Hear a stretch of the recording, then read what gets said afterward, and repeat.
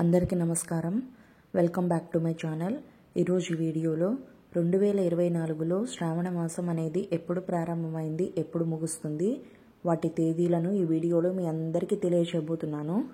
అంతకంటే ముందు ఎవరైతే నా ఛానల్ని ఫస్ట్ టైం విజిట్ చేస్తున్నట్టయితే లైక్ చేయండి, షేర్ చేయండి, సబ్స్క్రైబ్ చేయండి. శ్రావణ మాసం పౌర్ణమి నాటి చంద్రుడు శ్రవణ నక్షత్రంలో కలిసి ఉండడం వల్ల ఈ మాసాన్ని శ్రావణ మాసం అంటారు. శ్రవణ నక్షత్రం అంటే శ్రీ మహావిష్ణువు జన్మించిన నక్షత్రం అన్నమాట. ఇది చాలా శుభప్రదమైన మాసం. స్త్రీలు ఈ మాసంలో ఎక్కువగా వ్రతాలు ఆచరిస్తూ ఉంటారు, లక్ష్మీదేవిని ప్రసన్నం చేసుకుంటారు.